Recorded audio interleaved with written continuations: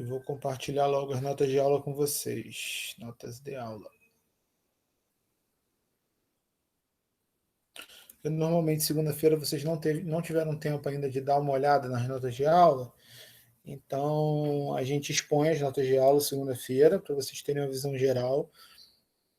E aí, na quarta-feira, quando vocês já tiveram visto, já tiverem tentado fazer os exemplos, a gente destrincha o que vocês não tiverem entendido. Deixa eu compartilhar.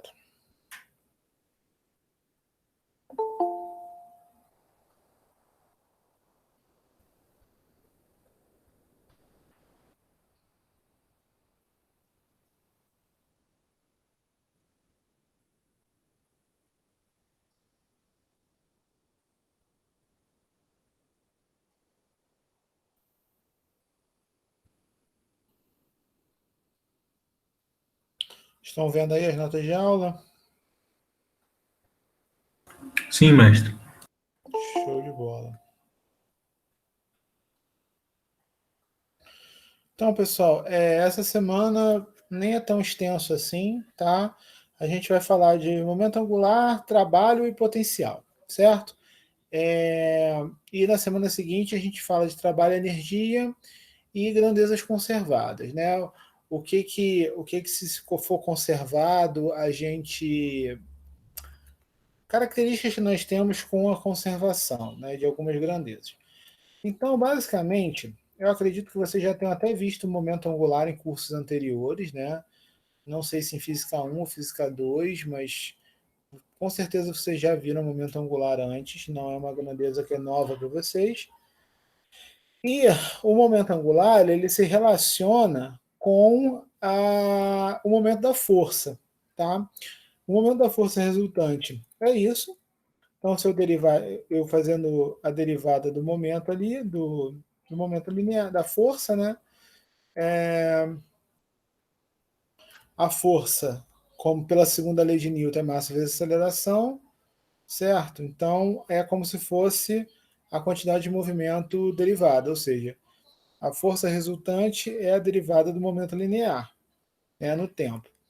Então, através disso, eu posso chegar à conclusão, né, usando lá a equação 116, que são das notas de aula anteriores, eu chego à conclusão que se eu derivar o momento no tempo, o momento angular no tempo, eu tenho justamente o momento da força, tá?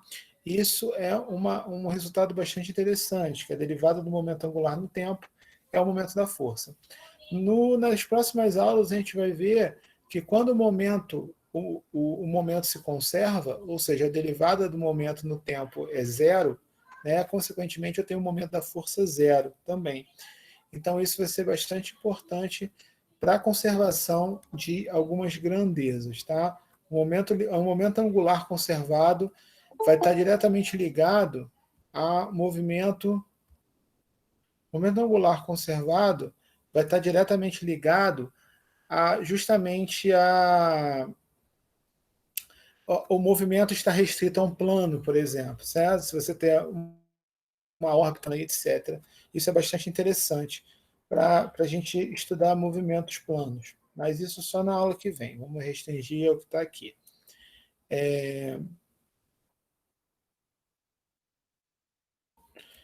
Então, aqui ele faz uma consideração sobre o momento, né? Se eu tenho... Mestre, Oi, fala.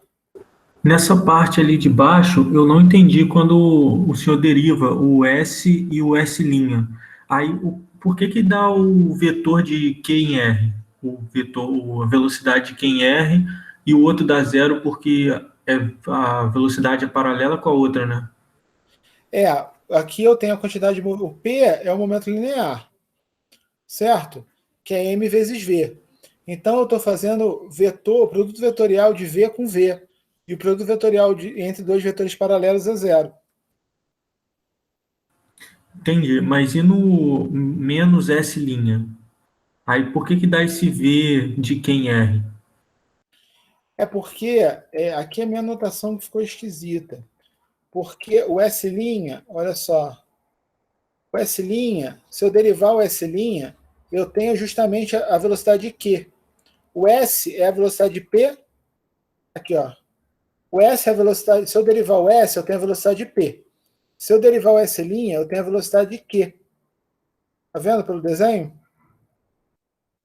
Entendi, entendi. É porque a minha notação ficou estranha. Ficou mais difícil de entender com a minha notação, entendeu? Primeiro que eu não deveria ter usado P, porque eu estou usando P para movimento linear, né? P minúsculo para movimento linear. Então, fica mais complicado quando eu uso P maiúsculo, né? Porque meu P minúsculo e meu P maiúsculo são iguais, só muda o tamanho deles. Então, isso aí é uma coisa que eu tenho que realmente alterar para melhorar o entendimento. Didaticamente, não está o mais certo possível. Mas o S é a distância de P à origem no referencial R. O S' é a distância de Q no referencial. O S' é a distância do ponto Q à origem no referencial R. Então, quando eu derivo S, eu tenho o V, que o V é justamente a velocidade do meu ponto P.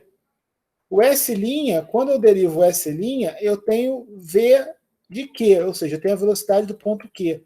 Aqui, né, aqui logo acima da equação 149, na verdade, eu deveria ter colocado aqui o V de P, né? V no referencial R de P, entendeu? Só que eu comi a notação, que aí é facilitar de entender. E por que que esse V de Q não é zero também? Porque esse P aqui é do ponto P, não do ponto Q. Esse momento linear que eu estou pegando, esse P aqui, ó, se tomarmos o momento angular da partícula em respeito ao ponto Q, temos P é o momento linear de P no referencial R, ou seja, esse P é o momento linear do ponto P e não do ponto Q. Então, por exemplo, quando eu faço isso aqui, deixa eu abrir aqui o sketchbook aqui. Deixa eu parar de compartilhar rapidamente com vocês e compartilhar o sketchbook.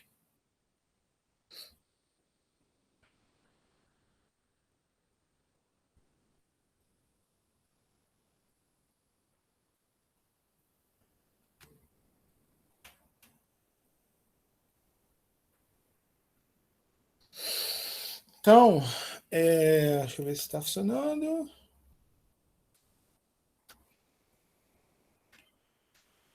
Acho que não, minha caneta não está funcionando.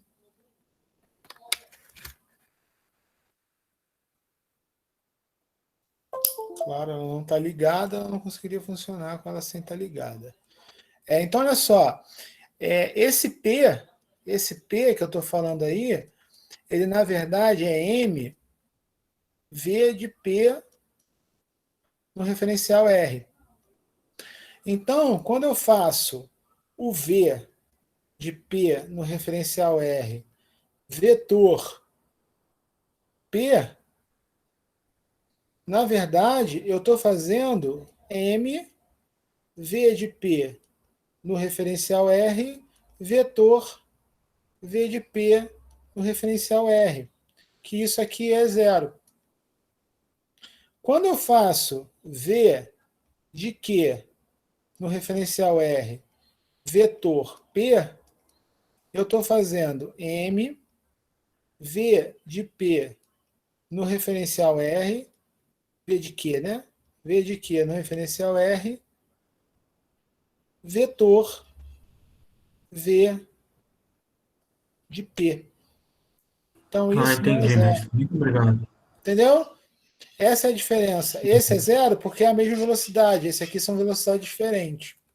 Tá?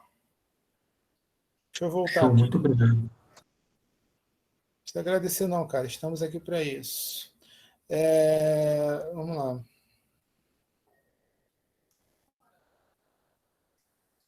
Beleza, então voltando.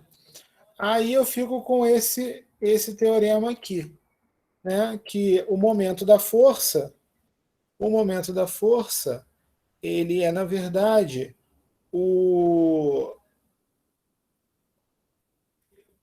a derivada do momento angular mais esse outro termo que aparece aqui, que é o termo justamente que não é zerado. Tá?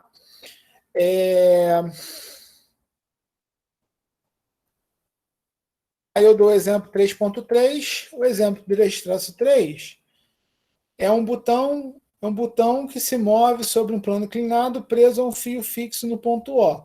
Ou seja, eu tenho um plano inclinado e eu tenho é como se fosse um botão, né? Como se eu tivesse. Vocês sabem o que é botão e mesa de botão, né? Acredito que vocês ainda têm esse conhecimento. A geração abaixo de vocês não vai nem saber o que é isso.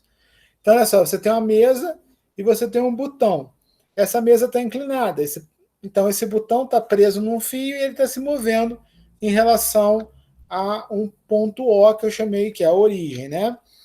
E aí, o problema, ele vai tratar todas as forças, ele vai pegar todas as forças, ok? Que atuam no problema, que é o peso, certo?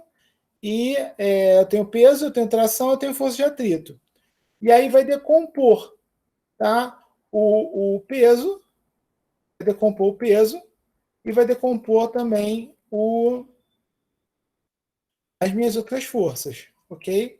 Então, fazendo essas decomposições nos unitários, eu calculo o momento da força resultante, eu acho o momento da força resultante.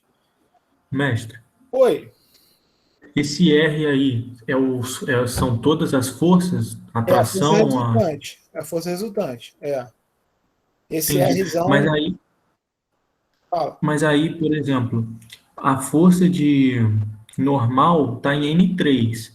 Aí na notação ela está em N2. É, o senhor já fez o produto vetorial? Eu fiz direto. Aqui, ó. Ah, entendi. Porque se você olhar, Rn1 vetor, né, N1 unitário vetor, porque eu estou pegando justamente a notação que é o S vetor R, né? É o posição vetor a resultante. Então, estou pegando todos os resultantes, e estou fazendo o produto vetorial. Aqui eu já fiz o produto vetorial direto. Tá? Equação 150, eu Uhum. já fiz o produto vetorial direto, das três forças. A tração vai dar zero, né? Porque eu não tenho tração, porque a tração está em N1, certo? Então, eu tenho peso, que é dado por N3 e N3 e o outro N está difícil de enxergar. Eu acho que não sei. Isso aí tem que. O peso está nas três componentes, não? N1, N2 e N3. Deixa eu ver. Peso N1, isso, acredito que sim. Não, peso não está nas três componentes, não, cara. Porque a N3 está aqui, ó. N3 e N1, o peso está para baixo. Então, o peso vai Mas ser o peso desce um normal. pouquinho. Oi? Desce um pouquinho naquele peso de B. Mais um pouquinho aí. MG, aí está seno θ, seno φ N1. Mais cosseno θ, Certo, é seno porque φ o plano está N2. inclinado. Tá certo, o plano está inclinado. Se não tivesse inclinado, não estaria, tá certo, porque tem inclinação de φ. Beleza, beleza. O peso está realmente nas três componentes. Tá show de bola. E aí você tem que fazer a força resultante, é tudo isso somado, e aí você vai fazer o produto vetorial, ok? E aí aqui eu já fiz o produto vetorial direto, porque o que é em N1 vai zerar, porque N1 vetor N1 vai dar zero. Então só vai sobrar esse aqui o momento. E aí depois eu calculo o momento angular. O momento angular, eu preciso saber a velocidade, né? Mas, professor, se você fizer aquele produto vetorial ali, não dá o seu momento, não. Isso que eu estava vendo ontem, o R não está só na direção N1, não. Se tiver, vai dar Beyblade. Tá, cara, o R é o raio. O N1 está na direção de R. Então, mas se você for considerar isso, no momento que você decompõe as forças, peso, vai dar problema na componente N2. Se você considerar exatamente isso. Tá problema na componente N2?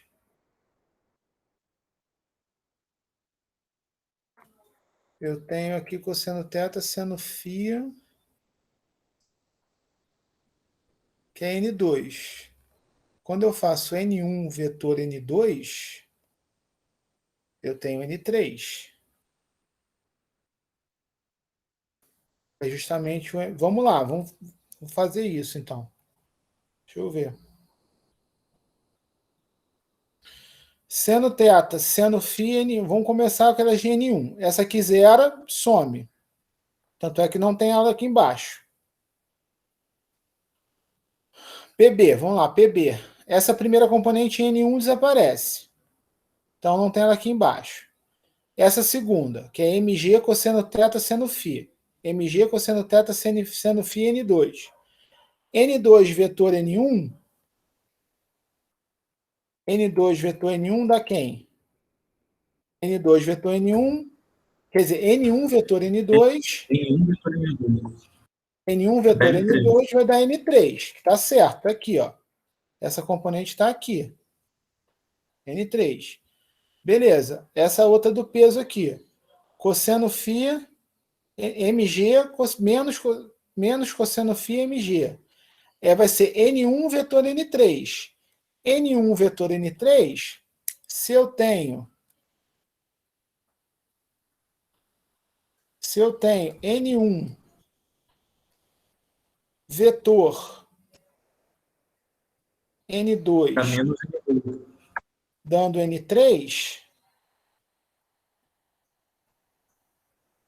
se eu fizer N1 vetor N3, eu vou dar menos N2, que é o que eu tenho aqui, né? Porque aqui eu tinha menos cosseno φ, mg cosseno φ, aqui eu vou ter mg cosseno φ N2, beleza, isso aqui está certo também. A FAT, força de atrito, é em N2. N1 vetor N2 vai dar N3, menos F N3, está aqui embaixo também. E a outra que fala, N1 vetor N1 vai dar zero, da tração. E aqui eu tenho N3. N1 vetor N3 vai estar menos N2. Tá certo, cara. Por que tá errado? Todas as forças que você decompôs ali, o menos Fn2, não tem que estar todas no P? Em PB, na função PB que você fez? Não, tá. PB é só o peso. PB é só o peso. Eu ainda tenho tração, FAT e normal. Aqui eu estou fazendo, ó. Aqui eu estou considerando só uma componente. Esse P aqui que tá, que até o Alisson falou, esse P que está aqui, ele não é o PB. Porque o PB ele tem 3 componentes. Ele está dividido em N1, N2 e N3. Porque eu tenho um plano inclinado. Então, esse peso ele está apontando para baixo. Como ele está apontando para baixo, eu tenho esse referencial em 3 formas. Deixa eu botar aqui o sketchbook aqui. Isso aqui é chatão. Porque se não for aquele PB, como é que você pode definir o módulo de cada força que você definiu lá embaixo? Por exemplo, menos T. Se o módulo não estiver naquela função... Como assim? Não, Eu o não estou módulo entendendo o que de... você está perguntando, cara. Não, ali você definiu o vetor tração. Certo. Tração está em N1. Então, e o módulo dele é menos T, mas o menos T tem que estar naquela função PB que você definiu em cima, não? Não, PB é o peso de B. PB não é a força resultante. PB é o peso de B. A força resultante é tudo isso somado. É o PB, é o T, é o FAT, é o N. O R é a força resultante. O PB é só o peso de B. É só o peso. Então, qual que é o módulo de T? O módulo de T é T. Eu não defini o módulo de T. Eu não tenho como definir o módulo de T. Eu tenho que fazer equilíbrio de forças para isso. Então, se você fez equilíbrio justamente para definir o T, não? Não, eu fiz equilíbrio de forças para calcular o momento e calcular depois o momento linear e mostrar que eles são coincidentes e chegar em outras equações de movimento. Eu não estou querendo saber o módulo de T. Eu posso até chegar no módulo de T, entendeu? Mas eu não estou querendo saber aqui o módulo de T. O exemplo não pede isso. É só um exemplo, eu botei o exemplo, eu não estou em momento nenhum perguntando o módulo de T. Entendeu? Eu tenho que considerar T porque existe uma tração. Porque se o botão está preso no fio, eu tenho tração. Agora, essa tração vai ser importante para mim nessas equações de movimento que eu quero achar? Não. Entendeu?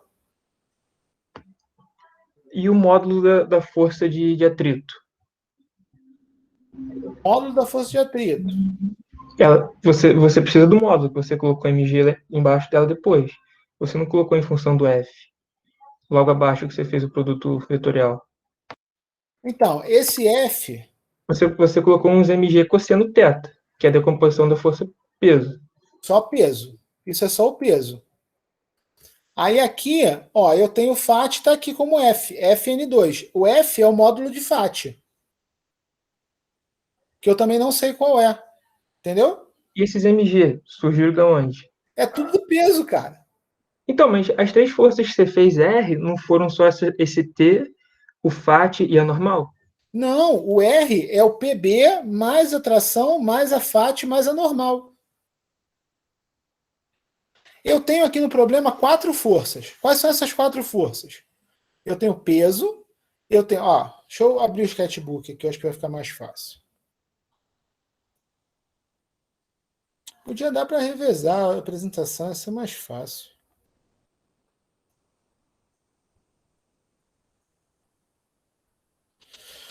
Então aqui, ó, eu tenho um botão aqui. Eu tenho um plano inclinado. Eu tenho um plano inclinado aqui. Tá? E eu tenho um botão aqui preso por um fio. Tá? Nesse botão, quais são as forças que estão atuando nesse botão? Esse botão está deslizando no plano.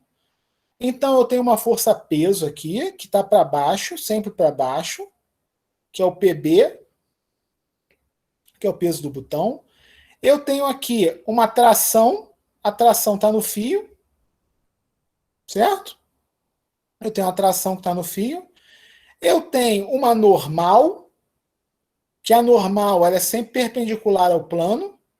Eu tenho uma normal perpendicular ao plano.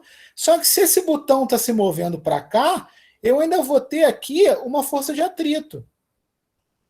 Então eu tenho 4 forças. A minha resultante, ela na verdade é a minha normal, mais a minha FAT, mais a minha tração, mais o meu peso.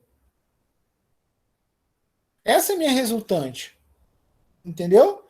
Só que o PB, como ele está apontando para baixo, o PB ele tem 3 componentes. Esse cara aqui, ele vai ter 3 componentes.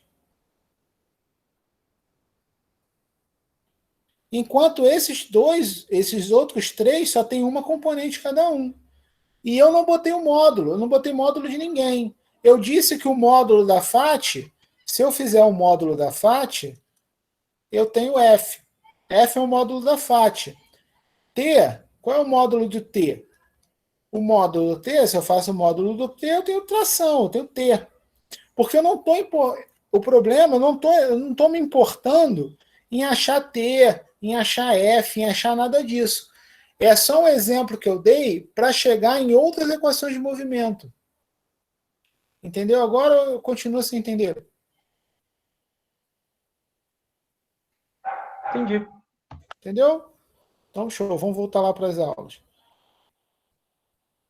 É porque eu acho que eu devia ter numerado essas equações também, ia ficar mais fácil de vocês entenderem. Didaticamente ia ficar melhor. Mas beleza. Então aqui, eu tenho essas 4 forças.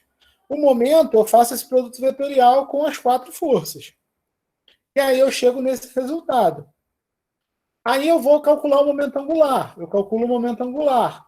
Calculo a velocidade, calculo a derivada do N1, igual a gente já aprendeu a fazer. E aí eu chego numa forma para o momento angular, para a derivada do momento angular. Aí eu derivo o momento angular. Porque eu sei que a derivada do momento angular é igual ao momento da força. Quando eu derivo esse momento angular, eu consigo achar 2 equações de movimento. Por quê? Porque eu sei que a 151 tem que ser igual a 150. Para 151 ser igual a 150, eu tenho a 152. Isso me dá duas equações de movimento diferentes. Ou seja, além das equações de movimento que eu tenho, das 3 equações de movimento que eu tenho com a segunda lei de Newton, eu vou ter mais 2 equações de movimento aqui, usando essa conservação, usando que a derivada do momento angular é igual ao momento da força. Isso me dá o que a gente chama de equação de movimento do segundo tipo. Por que elas são importantes? Essa equação de movimento do segundo tipo, que é a 152, ela vai ser importante tanto para você simplificar algumas equações, tá? Você usa ela para simplificar algumas equações, e ela vai ser importante também para você, por exemplo, se você tem mais variáveis, né? Você está trabalhando com um problema, com um sistema de partículas, com um sistema de partícula mais corpo rígido, que você tem mais variáveis para tratar. Com essas equações de movimento aqui, com essas segundas equações de movimento, você passa a ter 5, 6 equações de movimento diferentes. Então, isso, se você tem um sistema amplo de variáveis, muitas variáveis, isso te ajuda muito a calcular as coisas, entendeu? Então, essas são as equações de movimento do segundo tipo. Então, você pode ver que aqui na 152, eu não achei quem é F, eu não achei quem é N. Aqui eu consigo até calcular quem é N, né? Aqui eu vou ter que N é igual a mg cosseno φ, certo? N é igual a mg cosseno φ. Rapidinho, pessoal, deixa eu só mutar aqui rapidinho.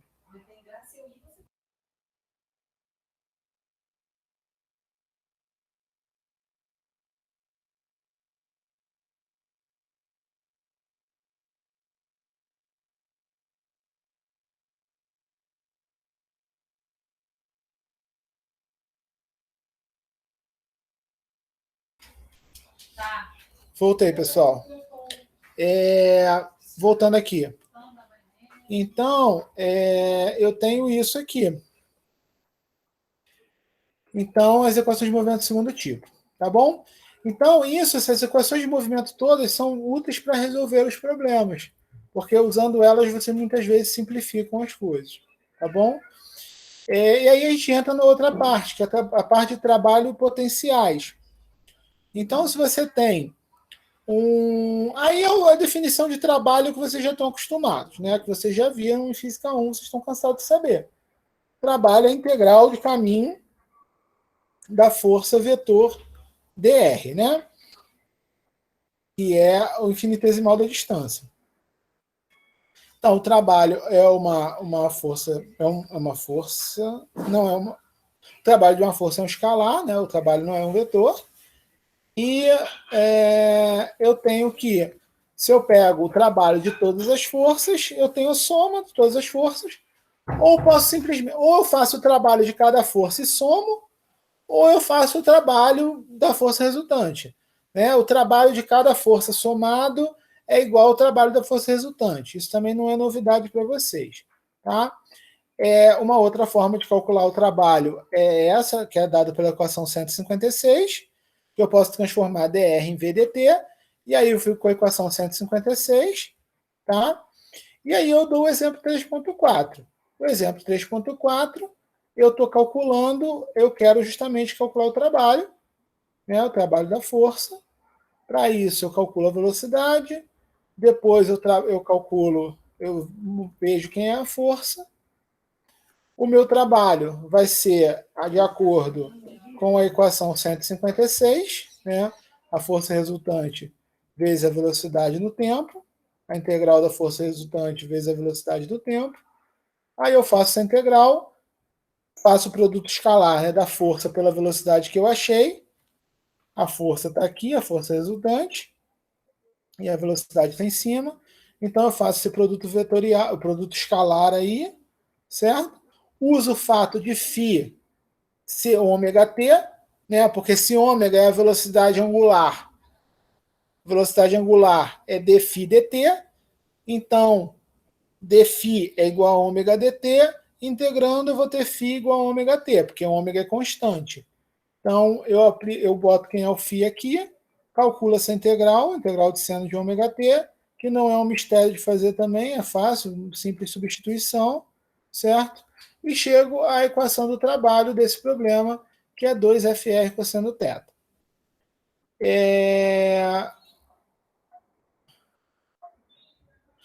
A gente sabe que o resultado de ômega vai depender da escolha do referencial. Se eu tiver outro referencial, esse ômega, quer dizer, nesse caso, o trabalho depende da escolha do referencial, certo?